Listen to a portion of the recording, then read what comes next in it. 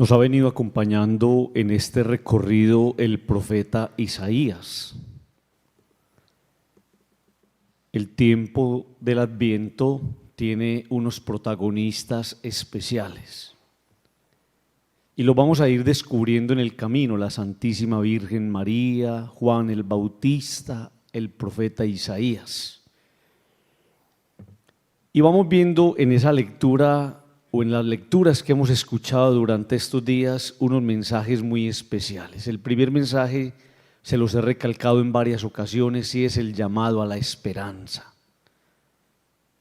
Cuando una persona no tiene esperanza, empieza a desesperarse. Y a desesperarse frente a las cosas que quisiera manejar a su manera y no a la manera de Dios. Entonces la esperanza es una virtud que nos conecta con el cielo para entender que las cosas no dependen de mí, que las cosas dependen de un Dios que es más sabio que todos nosotros y que conoce los tiempos para todo. Comienza entonces la lectura del profeta Isaías hoy como ha comenzado la lectura de estos días. Aquel día. Y a mí me encanta esa expresión. Aquel día es el día que soñamos. Aquel día es el día que usted y yo esperamos. Aquel día es el día que usted y yo aguardamos en Dios. Aquel día se cantará este canto en la tierra de Judá. Tenemos una ciudad fuerte. Ha puesto para salvarla murallas y baluartes. Abran las puertas para que entre un pueblo justo que observa la lealtad.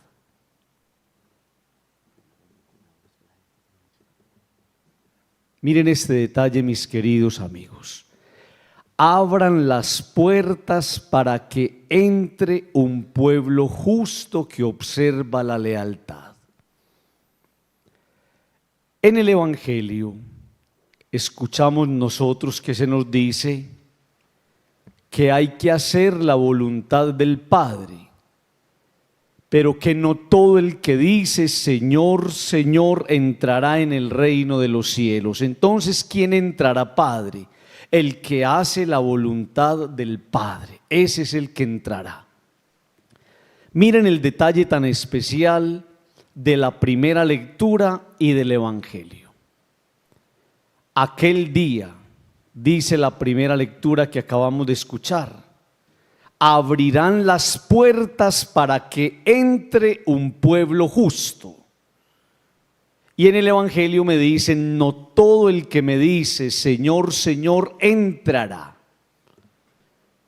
Padre, entonces, ¿quién es el que entra?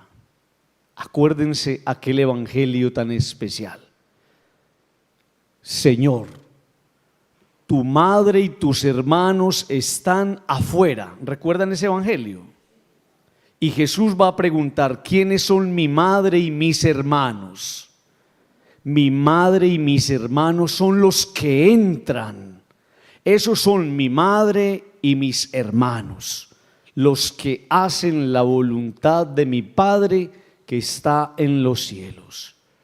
Aquel día entonces entrarán, se abrirán las puertas para que entren. El esfuerzo, mis queridos amigos, de una persona que va caminando, de nosotros que somos la Jerusalén peregrina, es ser capaces de esforzarnos por entrar por una puerta que no es espaciosa, por una puerta que es estrecha. Hacer la voluntad de Dios entonces significa que yo voy por esta vida conectado con un proyecto. Y no es mi proyecto personal, es el proyecto de Dios sobre mí, es el proyecto del Señor sobre mi vida. Padre Freddy, ¿qué significa hacer la voluntad de Dios? Porque yo también quiero entrar. Hacer la voluntad de Dios significa entender que mi vida es una vida con propósito. Amigos, nosotros no fuimos puestos en esta tierra simplemente para respirar y para hacer cosas. No, la vida de nosotros tiene un propósito y el propósito lo va señalando Dios. Entonces, ¿qué es lo que una persona tiene que hacer para entrar? Abran las puertas para que entre este pueblo justo. Lo que una persona tiene que hacer en su caminar por la vida es ir descubriendo el propósito de Dios sobre nosotros, para que cumpliendo ese propósito nosotros nos sintamos alineados con Dios. Entonces vamos aprendiendo cosas muy interesantes. Primero, hacer la voluntad de Dios es entender mi vida con propósito. Segundo, lo hemos reflexionado muchas veces, hacer la voluntad de Dios no es que yo haga cosas para Dios, sino permitir que Dios haga obras en mí. Es decir, que Dios vaya ayudándome a aclarar el propósito de mi vida. Pero el Evangelio de hoy, de una manera especial, nos va a mostrar que hacer la voluntad de Dios significa ir construyendo una vida con firmeza. Amigos, la vida de nosotros no puede ser una construcción sobre la arena. La vida de nosotros no puede ser una construcción sobre tierra movediza. La vida de nosotros tiene que ser una construcción sobre roca firme. Y ustedes y yo hemos ido descubriendo en el camino de la vida que cuando una persona no construye sobre firme se cae. Y por eso tantos proyectos, tantas vidas, tantas familias, tantos matrimonios que no tienen consistencia, seguramente se levantaron sobre arena. ¿Qué significa hacer la voluntad de Dios? Que yo por la palabra, aprendo que mi vida y mis proyectos y mis emprendimientos y mi empresa y mi familia y mis sueños y mis ideales los construyo sobre roca firme, y lo más firme que yo tengo se llama Jesucristo. Él mismo dijo: yo soy la piedra angular. Él es la piedra angular. Él es la piedra más importante en una construcción sobre la que se debe fijar toda la vida.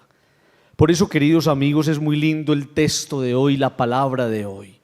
La primera lectura nos invita a entrar y el Evangelio nos invita a hacer la voluntad de Dios. Eso es lo mismo. Hacer la voluntad de Dios es entrar en la dinámica del Señor para descubrir su propósito sobre nosotros y para dejarlo actuar en nuestras vidas. Ustedes se imaginan un mundo alineado con Dios, una ciudad como Medellín alineada con el propósito del Señor, un país caminando según lo que Dios nos vaya indicando. Esto sería una maravilla. ¿De dónde nacen las guerras? ¿De dónde nace la violencia? ¿Y de dónde nace el que yo me levante contra usted y usted se levante contra mí?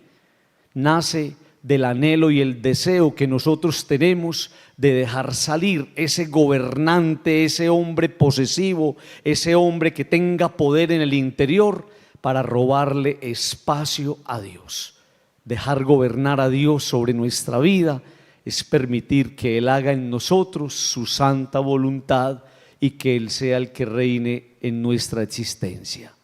Pidámosle al Señor que nos conceda esa gracia, la gracia de un pueblo que, escuchando la palabra, quiere entrar en la presencia del Señor. Digan conmigo: amén.